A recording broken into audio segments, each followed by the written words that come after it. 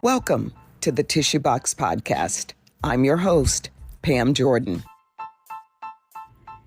Welcome to the Tissue Box Podcast, where we dive deep into the stories that move us, challenge us, and ultimately help us grow. I'm your host, Pam Jordan, and today we have an incredibly special guest who embodies the essence of what it means to evolve through life's trials and triumphs. Join us in this remarkable journey of Tommy Deas IV. As a devoted father and an inspiring creative, Tommy brings a wealth of experience and insight to our conversation today. We are so excited to have him. His journey through fatherhood, healing, forgiveness, and personal growth has not only shaped him into the person he is today, but it serves as a beacon of hope and resilience for us all. Tommy's voice is one we truly need to hear. His story is a testament of the power of embracing change and finding peace within ourselves, even when life throws its toughest challenges our way. And that happens more often than not. Whether you're a parent, a creative soul, or someone seeking a path to healing and forgiveness, Tommy's insights are sure to resonate with you deeply. Settle in and get ready for an inspiring discussion that promises to touch your heart and ignite your spirit. Let's welcome Tommy Deas IV to the Tissue Box Podcast. Hello, my friend. Wow. Mr. T. Wow. Yes. Wow. How Thank are you you? so much. I am lost for words right now. Come on. Man, I don't consider myself to be more than what I am, but to see others just acknowledge those things that they see in me Yeah. is beautiful. And just hearing it, the way that you just put it together, I'm like, man, Yeah. thank you. You feel like the king you are. Thank you. Yes. Thank you. So we are so happy to have you here today, and we are so excited to get into your journey, your story. Tell us a little bit about you. Tell us a little bit about Tommy Deas IV. That means there's a lot of y'all, right? It is. It is. So tell us a little bit about you and your background. Tommy Deas IV, born and raised right here in Florence, South Carolina. Went to Wilson High School, graduated class of 2009. Upon graduation, I attended South Carolina State University, where I majored in mass communications and journalism. And I also served as a member of the Marching 101 and a drum major for 2 of those years. Okay. Recently, like you said, I'm a father. That's probably the most important thing in my life right now. I really couldn't imagine my life without my son. He definitely has made an undeniable imprint, and maybe the catalyst, maybe the very catalyst for the journey that that I'm embarking on at this moment. So can you share some of the specific ways fatherhood has changed you? I wouldn't say it's necessarily a change, but it's brought out things that was already within me. Made you better? Made me better, and to realize that some of the things that I was participating in and involving myself in wasn't the best thing, not only for myself, but the example that I would like to see for my son. So just being able to look in the mirror and to embrace that darkness, but also realizing that your darkness is only a choice. Can we talk about your darkness? Of course, of course. What did that darkness look like for you? And how did being a father or learning that you were about to become a father bring you out of the darkness? I would start by saying the men that came before me, my father, my grandfather, my great-grandfather, every man in my family has played an integral part into who I am today. And like I always tell people, I'm only doing what I've been shown to do as a man when it comes to being a father. And what I want to do is take that even further because this is a new time. Right. I can't take those same principles that I had that was being given to me growing up and have that same intensity towards my son, because we have to realize that men are broken. Mm. Men are broken, and it's not. That did something to me just now when you said that. And, Men are broken. but it's necessary though. Brokenness is necessary because you're able to create something new. But that's only if you recognize that you're broken. Mm-hmm. And And a lot of people can't stand their darkness. oh, They can't stand their darkness. So we tend to project those things that we don't believe we're capable of onto onto. others. Oh, we're just having a conversation about And how. I just admire one of the quotes from Louis Farrakhan, and he's stating that we're all pieces of wood from the same pile. Hmm. And what you find in one, you'll just find in another. So you have to shine. You got to give yourself a shine. You have to be broken. You have to be polished. All those things are necessary for us to go to our real level or our next level. Right. So was it the beginning of fatherhood and learning that you were about to be, did that just shine a different light? Was it like a light bulb moment to say, wait a minute, what am I doing here? And I'm about to bring a child into the world. Is that what? What kind of sparked it? Yeah.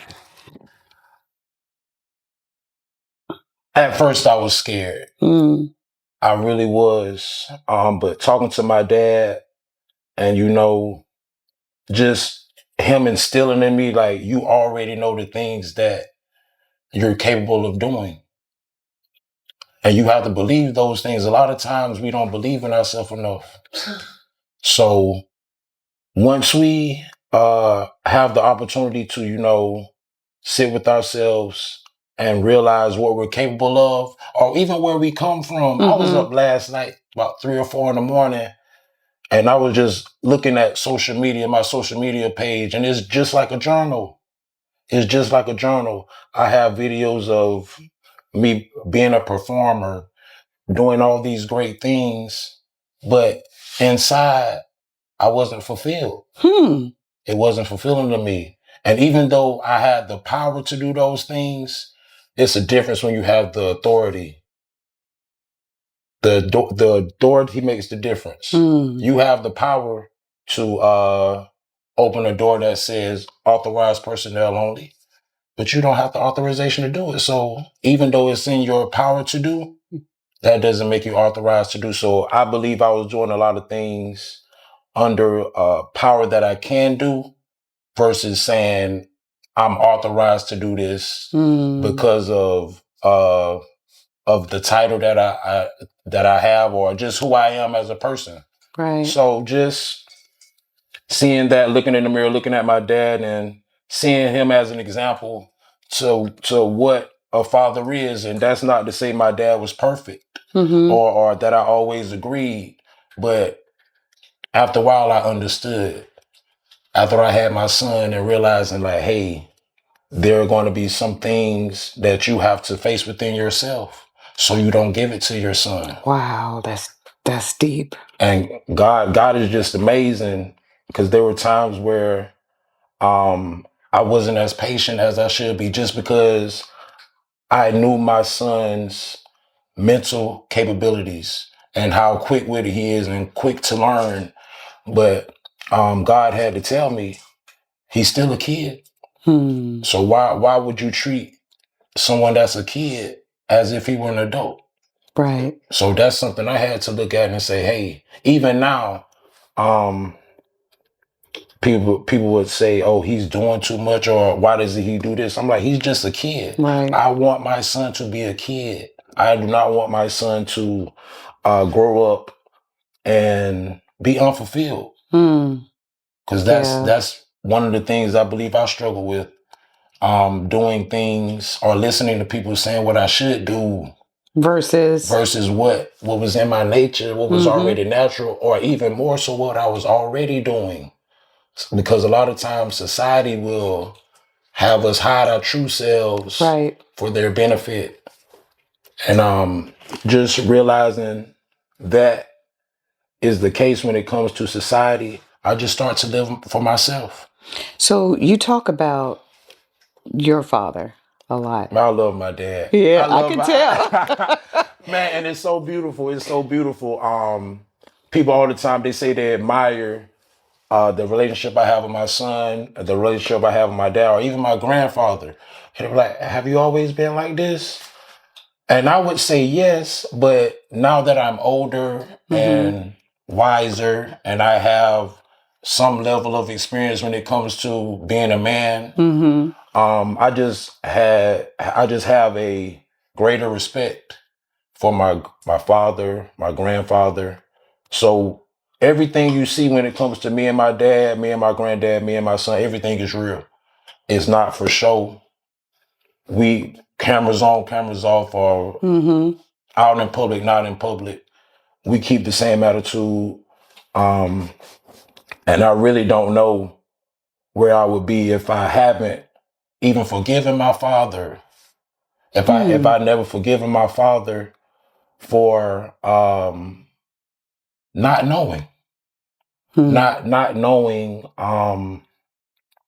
just another way.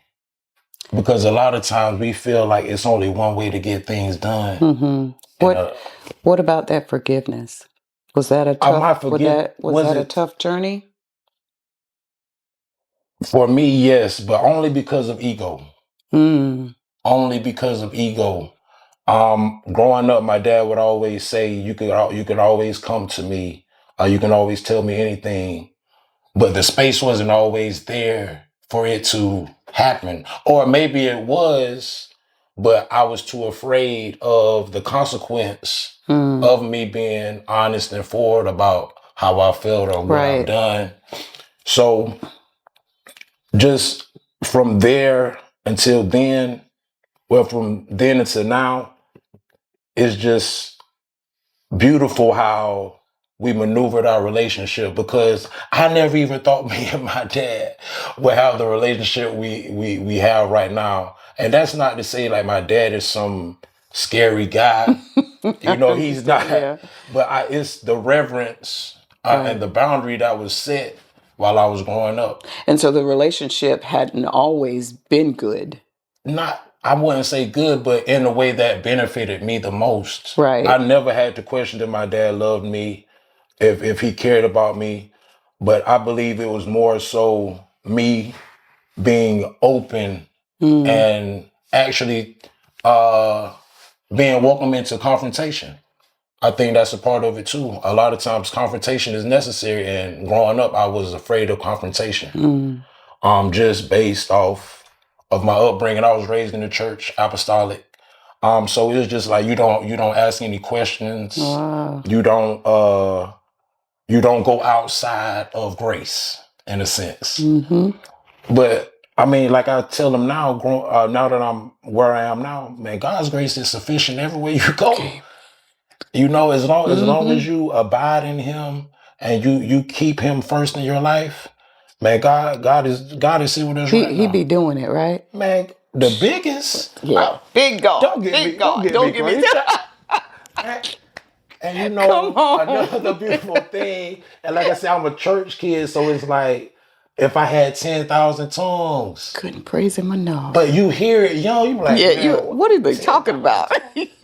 Now you understand. But now it's like, hey man, God, He's the EST, right? The biggest, strongest, fastest. And now I'm at a place of just surrender.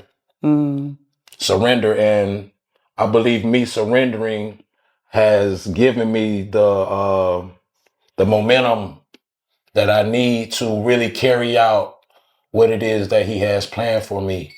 So I'm taking everything that God has given me and stride. Even with this right here, I never expected or thought this. That's how I know this is something divine. Ooh. And this is something that's going to carry me. Absolutely. It's going to catapult me into the next level. So what, when you look at young men today and you see it, what does that do to you? Knowing where you are right now versus what we see and how young men are struggling to be responsible, struggling to have some kind of accountability. When you see that struggle, I know me as a woman, it breaks my heart to see that.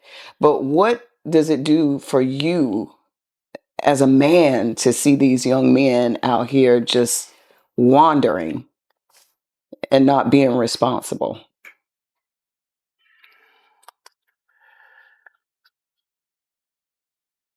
It hurts. It hurts, but I also understand that they're only misguided. For about three or 4 years, I was in the school system working at alternative school. And what I realized is that a lot of times these kids are carrying things that they shouldn't be.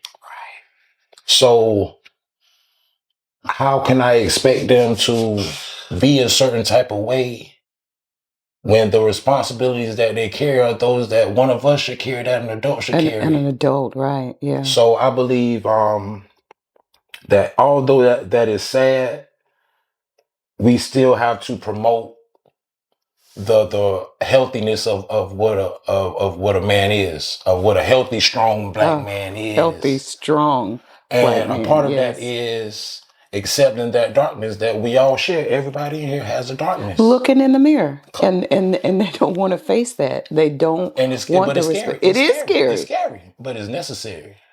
Right. Because in life, my granddad told me this. He said, sometimes life will pacify you. The things that life gives us will pacify us, but it'll never satisfy us. Right.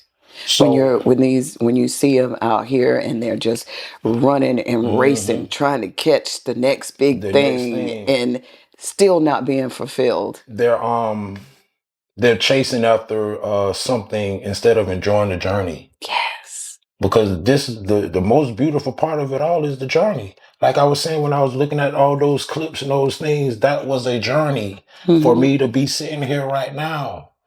Back then, 10 years ago, I would never think that I would be in this position right now. But looking in the mirror, like we said, being honest with ourselves, holding ourselves accountable, and actively doing better, whether that's therapy, whether that's going to the park, or just being alone. There's a stillness.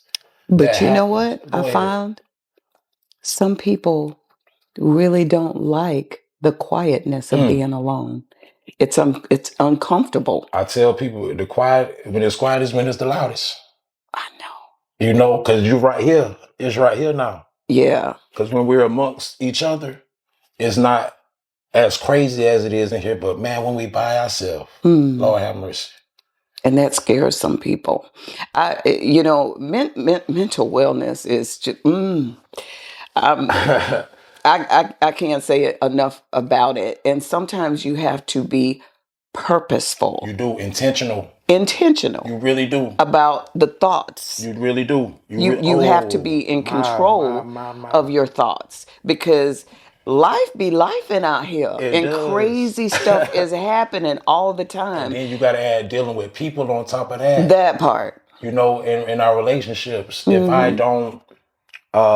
mishandle you, I could very well set you back a number of years. Or trigger something in me, because people are so quick to react. They don't take time to say, They jump off a cliff without a parachute. There you go. And that's one thing that I always keep in the front of my mind. Like I said, I'm very well aware of my darkness. So people always ask me, man, why are you so positive? Why do you have such a good attitude? I say, because I choose it. It's a choice. I know my darkness. That's right. It's a choice. And you have to understand that it is a choice. I mean, you can either purposely have a good day intentionally, or you can have a bad day. It all starts up here in your thoughts. And a lot of times we think a choice is the choice. When it's just an option for us to do. It's just like a GPS. Me and my son was talking about GPS. He said, Dad, what is GPS? I said, it's global positioning system. I said, what it does, it gives you various routes that you could take This way is 10 minutes faster. This one has heavier traffic. Mm-hmm. But it's all gonna lead you to the same place. So you choose.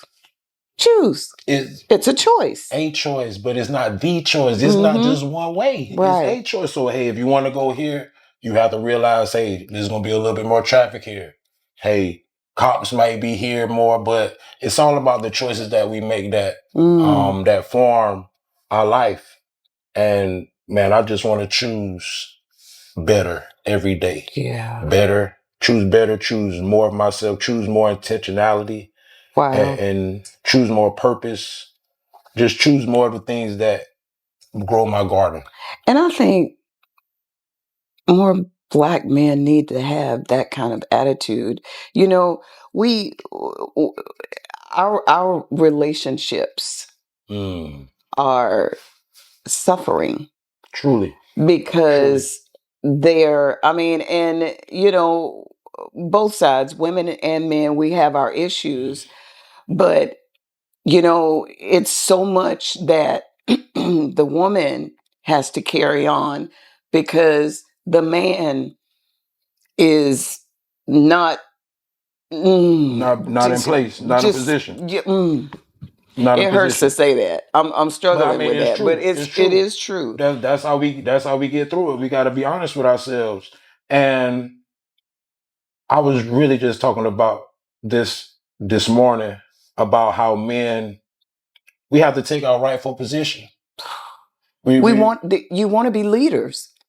But in order to be leaders, you have to. You got to straighten out. You got to lead. You got to be right yourself, and that means taking a tough look at yourself, and and say, you know what, maybe I could do this better. Yeah. You know, if I want her to follow me, then I need to lead. I need to do everything in my power to make this situation right, to make our life right. You know, you're absolutely correct. And in turn, I just believe also that women would say they want leaders, but they have to be open to being led. I believe a lot of times society has given us this illusion that even I fall victim to that illusion, saying that I don't believe I need anybody. But in essence, to our core, man, you shouldn't be out here by yourself. You shouldn't. But women, in our defense, go ahead. We've had to lead for so long. You know what I'm saying? And then, because I hear this a lot, women feel like they don't need nobody, right? Yeah. Because we've been in charge for so long. We've been the leaders for so long in these relationships where we have to be both mother and father. You know, we have to go out and work. We have to take care of the house. We have to, there's so many things that we do, and we do it naturally because we are caregivers. We are nurturers. Of course, right? Of course. So when I think if a man is a man, and he's leading and he's doing what he needs to do to take care of the family, I think women will easily follow that. You don't believe me? I wouldn't say I don't believe you, but I believe there's a crack in that somewhere. Not even a crack. Not even a crack. Because what you're saying is true, but I also believe that men should be given the space to work those things out. You know, and that's not saying be with the man through BS, for lack of a better word, right now. But if you recognize that a man is, you know, giving his best and making sure you're taken care of to the best of his ability that you've shown him that you want to be, men will naturally want to step up. Men will, I believe that. The proper man. There you go. We can't. Yeah. That's the thing. Okay, let's hit on that. That's the thing now. Because all of them ain't ready. Don't. And even with myself, I tend to make things very personal. And again, I was talking to someone about it. Oh man, I hear it all the time. Oh man, you're a husband. I'm like, where my wife at then? Oh. You know what I'm saying? If I'm such a husband, where's my wife? And a lot of times it just as bad as just as much as men don't want to do the work. I believe we in mass. I'm just not going to say women. I don't want to make things a gender thing, but I think society in mass has become less accountable and more entitled. Mm. And I believe that's where a big issue lies, because we use people in a way, and don't get me wrong, we are all users. You all are using me right now. In a good way, though. In a good way, no. That's the relationship that we should have with one another. But right. Oftentimes we have become so selfish and individualistic that we don't see the value in one another. And we have this illusion. It's just about what we want. Everybody even wants more so the illusion that we can get what we want. Yeah. But that's not always the case, because for you to receive a certain type, you have to be a certain type yourself. Mm-hmm. I wouldn't be able to be where I am right here if I don't have the spirit and attitude and character that I have now. Mm-hmm. I wouldn't have been here 10 years ago. Podcast, you want to interview me, man? But once you got to grow up. You got to mature. You got to grow up. You got to mature and recognize that life is not meant to be lived alone. But you also have to realize that I play a part in what I attract. And even more so, what I keep around me. Mm. And what we tend to do is we project and gaslight, saying, oh, well, so-and-so did this. And we play a lot of tit for tat. Oh, yes. We do that tit for tat. We do stuff, that. Mm-hmm. But we grown. Grown well. My boy play tic-tac-toe. You do one thing, I'm going to do this thing. But in actuality, if we all can just sit down and be adults and communicate and that is the thing. Comprehend, right? Because I can communicate to you all day long, but if you're not comprehending, it's going right over your head, hitting that wall. And if we're adults, why do we have to argue? Why can't we have a conversation? If we have a disagreement, you talk, I listen. I talk, you listen. And then we discuss it. Why can't we do that if we're adults? Ego. We want to be right so bad. We'd rather be right than with someone or to reach a compromise. And that's not conducive to a relationship, because if you always think you should always have your way, at the moment that you do not, who knows? Who knows? Now I got to walk on eggshells. Exactly. Because you don't have your way. Wow. And it's just like, get over it, and get over yourself. My brother, he tells his son when he's disappointed, he say, hey, man, get over it, because 5 minutes, it'll be another one. It'll be another disappointment. So if you let that one, and I'm speaking to myself. Yeah. I can't let previous things or experiences block me from the people that I should be connected with. Do you feel like you've grown since your last relationship? What? Yeah. You wanted to recognize me at the beginning of the year. Really? Man, what? What did you look like at the beginning of the year? What in eating? Man, listen. Man, look, Lord. Come on with it. Listen. Come on, we just talking. I'm gonna tell it, but it's funny. It's funny because I was talking to a friend. He's in Colombia, and I was telling him like, "Yeah, man, I got an interview tomorrow." He said, "Man, you better tell it." Uh-oh. And I was like, "What?" He was like, "Bro, you know what I'm talking about." So you said that, it's just like, man, what? I gotta tell it for real. You really gotta tell it now. Beginning of the year is just man, wow. Man. Okay. You got me doing a... Come on. That's okay. Safe space. It is. But you know what I said? I said this. I'm no longer protecting anybody. You know what I'm saying? Because a lot of times we say, oh, I ain't gonna say this, I ain't gonna say that. Why not? It happened. It happened. So Yeah, and it's your truth, and you have to tell it to in order to grow. that's a major part. But with my son's mom, this is around 20. I'm gonna take it back. It's 2020, what, 4? Mm-hmm. Okay, so 2020, she got deployed with the military. So I kept my son full time, no question. She was about to take her to her mom. And I'm like, yo, that's my son. Like, I can raise my son. So, I ended up raising my son. I've had him for a full year.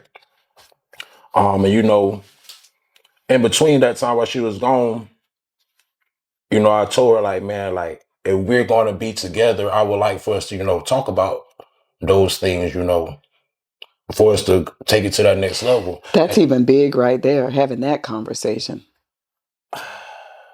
Yeah. Yeah. And she was still away. She's like, yeah, man, we can do that. We can talk, whatever. So she finally came back after a year. And well, in between that, while she was gone, what I'm saying, she started doing certain things, what I'm saying, dealing with other people that are taken, what I'm saying, pretty much. But she brought it back to South Carolina. And came back, and I'm not somebody who goes looking for information. You know what I'm saying? Like, God, I'm God's child. Everything I need to know, God gonna bring it to me in time. All right.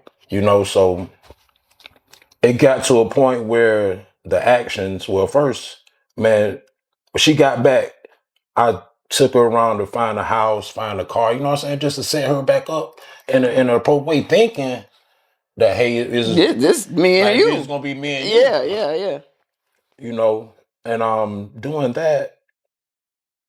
that time, I guess she was still wanting to do her own thing or whatever. So, man, got her house, got her car, and she was like, "Oh, you coming to stay with us?" I said, Okay. I don't have no problem with that, but yo, we still need to talk about, what I'm saying, what it is, where we are and where we're going. Or, what I'm saying, just have a complete straightening. And usually it's the female that's pushing that conversation. Usually, typically it is. When I saw see, when I ain't got no words, I just raise my hand. Raise my hand. Yes. And she wasn't having it. She wasn't having it. So Wow. I was like, man, like, I'm not gonna be in a place that's a repeat. If I'm just carrying all that energy from one place to To another another, place. I yeah. do not desire that. But I guess that's what she desired. So she did that. And still trying to, save my family, keep my family, because, like, I was raised in a 2-parent household. So the idea, Okay. just the That makes the idea. difference. Did she grow up in a 2-parent household? No, ma'am. No, ma'am.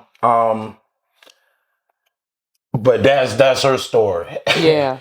But so seeing that, even to this day, I struggle with not having my son around me the way it's concerning to me, because I'm a protective person, very protective, very nurturing.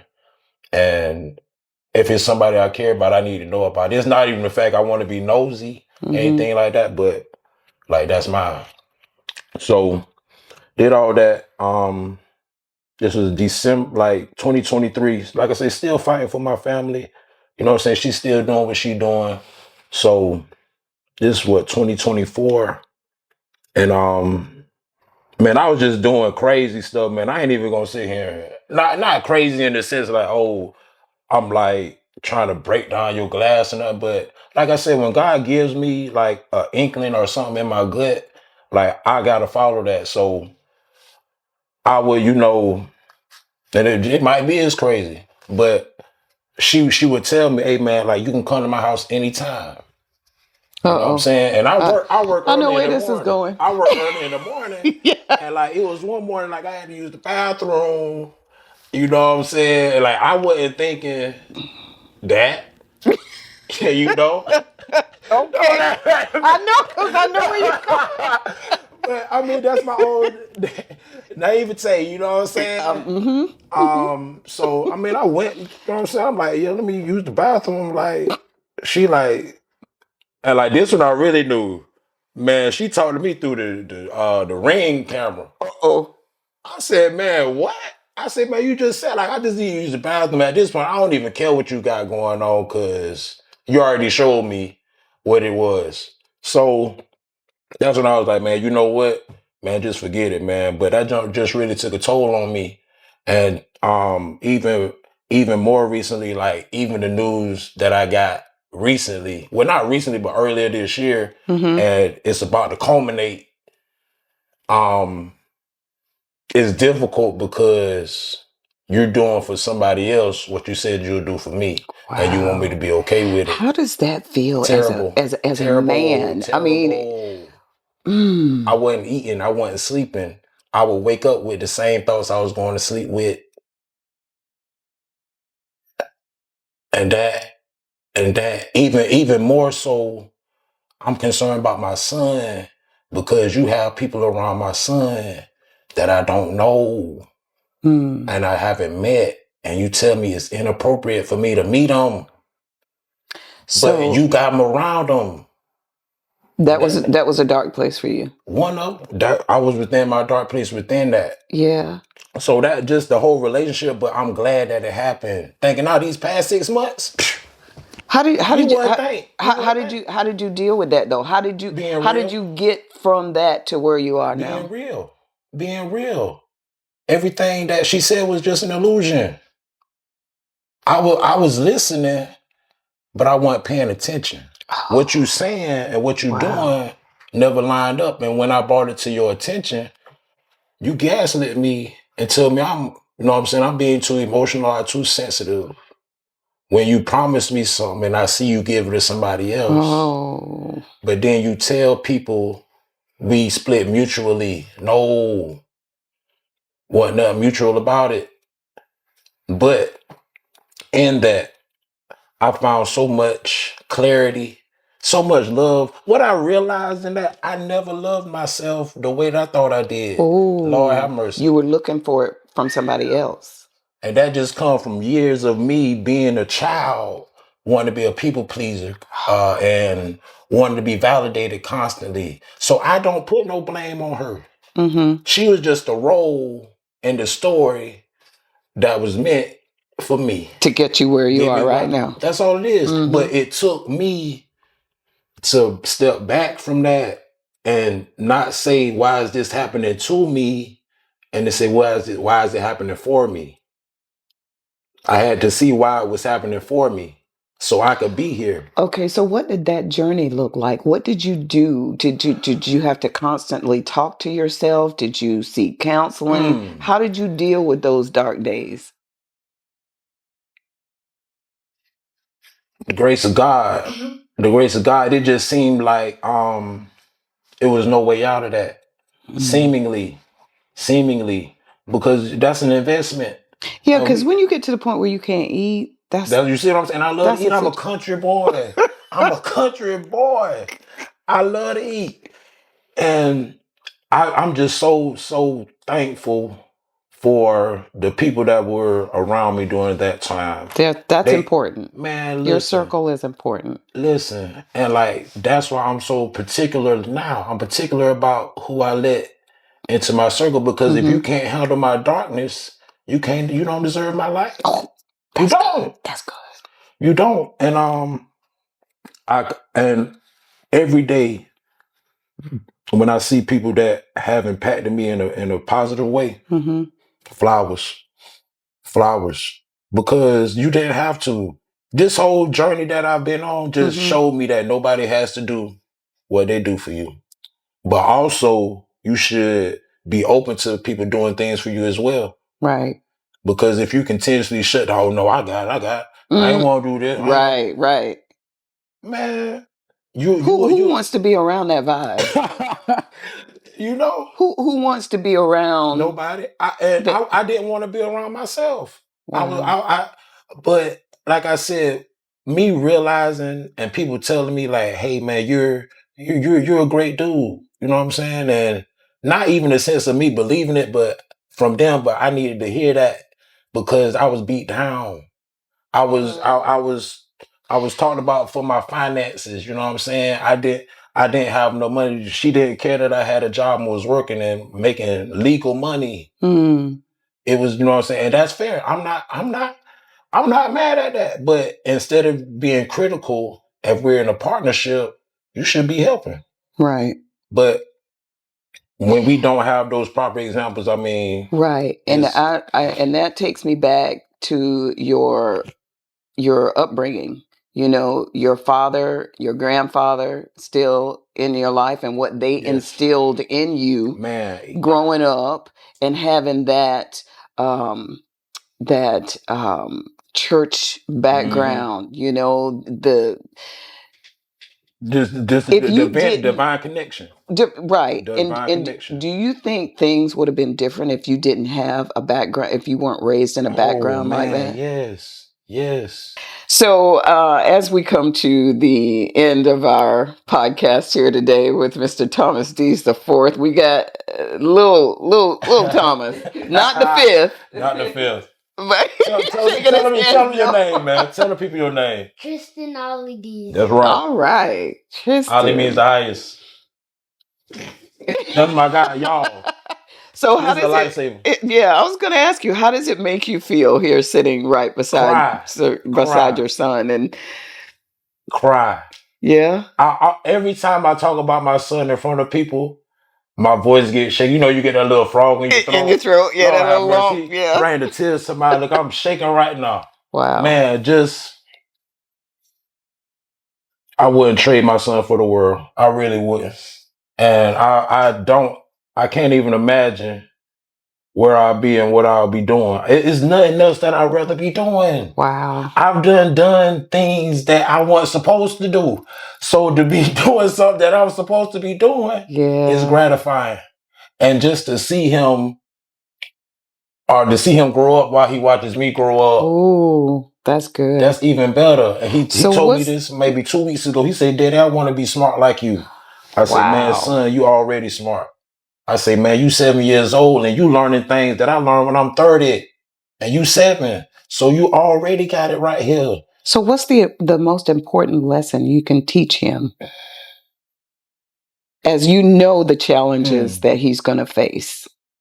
I'm going to say this. And my dad told me this last month and it really changed my perspective. You're number one. Son, you're number one. All right. Before man, look. Oh, grab a tissue. Lord have mercy. That thing This right is there. beautiful. This is That thing right there, that thing just jump on me that quick. But Lord have mercy. That's awesome. We need Son, to. This is the sight that you are we number need to one. see. All right, We need more of you're this. number one, man. All right, I want you to remember that, bro. Okay. All right, Aw. don't ever let nobody tell you can't do something, man. You know what I'm saying? Because you can, bro. You can, man. Okay, and that's why I support you and love you like I do, man. Because I know you can do it, bro. You know what I'm saying? Oh, they got me I don't crying know if on I can y'all. take no more of Y'all this. got me crying on these people. Oh, Lord, Wait. have mercy.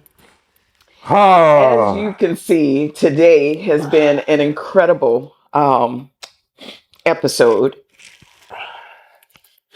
I can't find words. Um, I truly hope that you have enjoyed this episode of the Tissue Box Podcast. Again, we're here to change lives. We're here to change trauma's narrative. And we are so happy and grateful that you tuned in today. Please like, subscribe, share, and until next time.